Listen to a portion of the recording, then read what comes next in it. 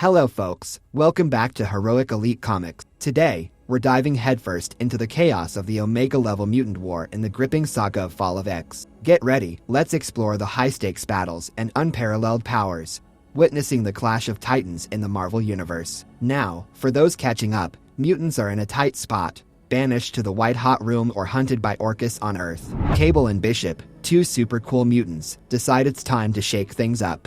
The reason? The city is home to hyper-evolved humans making a power move in Fall of X, aiming to take over Earth. Hold on, because Cable and Bishop are about to unleash chaos, armed with massive guns. Because, really, what's Cable and Bishop without big guns? They launch an attack on the city. Why? Well, these hyper-evolved humans need a reality check, and our mutant duo is here to deliver. Picture this, a giant cannon, not your everyday weapon, right? And what do they shoot? Micro-singularities, like mini black holes, straight at the city. Crazy, right? Now, let's be real, it's a wild plan, and no one's expecting it to magically solve everything. They're not aiming to wipe out the city entirely, but it's a bold move to shake things up and make a statement. Just to give you a taste of how advanced these hyper-evolved beings are, a mere 3 seconds before the first micro-singularity makes contact, the city mind detects a subtle energy surge below its southern border. And what's the city mind? It's this colossal computer running the whole show. Now, imagine this, the city mind springs into action, dispatching 3 members to investigate in a flash. With half a second to spare before the micro-singularity hits, time seems to slow down, casting an abrupt and eerie darkness over the city. But wait, in a blink and you'll miss it moment, 0.1 picoseconds after impact, one of the city's crew manages to seal the singularity in a gravity wine bottle, and just like that, the night lifts. The aftermath? Grim. 83 city members gone, and 12 city blocks wiped off the map. The twist? If all 4 micro-singularities had hit, things would have been catastrophic.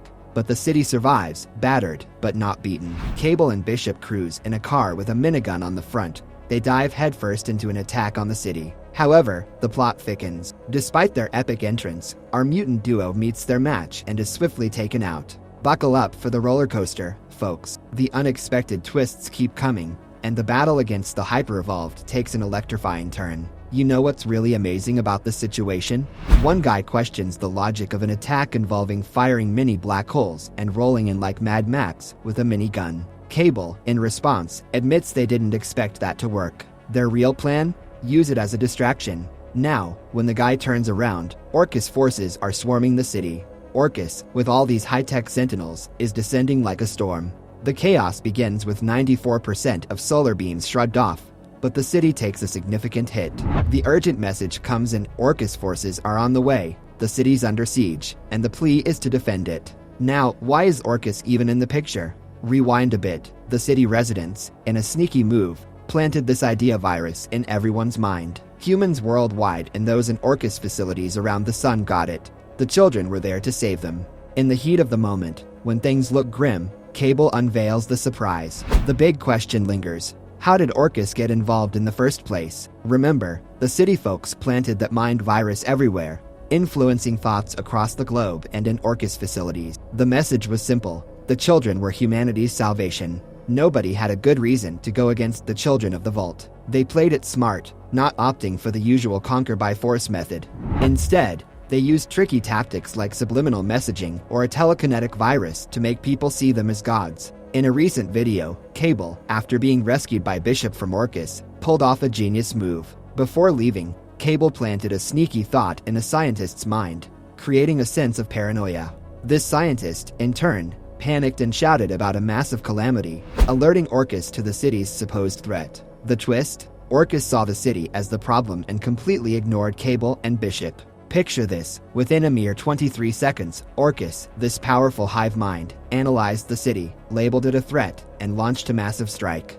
But wait, there's more madness. From their sun-based headquarters, Orchis sent down these hammer strikes with tons of destructive force, shaking things up big time. The city's force field is no joke, it's the real deal. You mess with the city's folks, and somehow, it still works. Why? Because the city is light years ahead of us regular folks, like thousands, maybe even millions of years ahead. Their tech game is out of this world, on a whole new level. Now, here's the crazy part: the children of the Vault, despite the mind-blowing tech all around, go beast mode on the forces of Orchis. They're tearing through them, ripping those forces apart, piece by piece. It's like a sci-fi showdown of epic proportions. Now, imagine this scene, in the middle of a massive battle in the city. It's not just about survival, it's also about arguing. But get this, it's not some life or death debate. It's about their rifles. Yeah, these badasses Cable and Bishop are going at it, arguing about whose rifle is the boss. It's like a blast from the past for those who remember the 90s Marvel comics, especially X-Force. Cable and Bishop's banter takes you back to that golden era. Back in the day, watching XMen animated series was the entry point for many into the Marvel universe, including me. Now, think about the heated discussions with friends who had the cooler gun, Cable or Bishop. That debate was our own little slice of superhero fandom. Fast forward to now, and it's like history repeating itself in this futuristic city showdown. The tech, the battles, the arguments, it's a wild ride that blends the best of sci-fi and classic Marvel vibes. The city's force field isn't just a shield, it's a game changer. Mess with the books, play some tricks, the city's tech can handle it. And this isn't your regular city, it's a leap into the future, light years beyond what we know.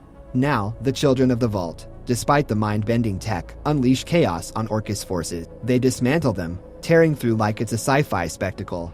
In one corner, you have Bishop raving about the P-832 0-point plasma cannon, a weapon that's practically a mini artificial star fueled by a power source reminiscent of the real deal. Crafted from self-repairing smart metal, these bad boys were rare gems produced during the intense Beyonder Phoenix War in the 43rd century. Now, Cable steps up, proudly flaunting his Omega pulse rifle, claiming it's the superior choice. He confidently declares, "I've got 3 of these beauties." His stance is clear, owning multiple P-832s, but opting for his Omega pulse rifle signifies its unrivaled superiority. It's like a cosmic showdown, and we're left wondering, which gun is the real deal? But let's rewind a bit. This dynamic rivalry is not just about fancy weapons. It's a saga that unfolded across X-Men story arcs like Messiah Complex, Messiah War, and Second Coming. Picture a Sunday afternoon dedicated to revisiting these iconic moments. The drama unfolds through 12 Lights and Ex Necrotia, story arcs that deserve a nostalgic remaster. What makes this feud truly captivating is the history between Bishop and Cable. Constantly trying to eliminate each other, they traverse the time stream in a mind-bending adventure.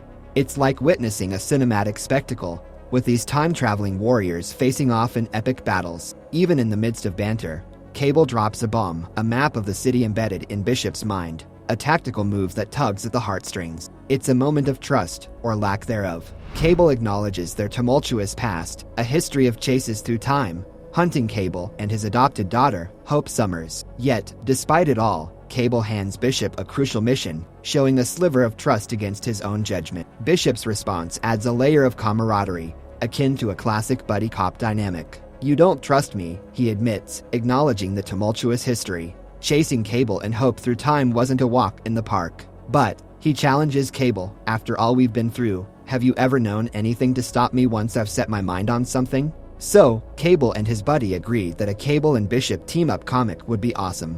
Now, we switch to Seraphina, a super powerful member of the Children of the Vault. She can control minds and do cool tech stuff. She looks at the city and thinks she could wreck it but holds back. Then, they mention Mayor 13, a guy with antimatter powers. He's a big deal and comes back because things are getting crazy. People are scared of him. Now, focus on Seraphina again. She can read minds and believes the Children of the Vault will win.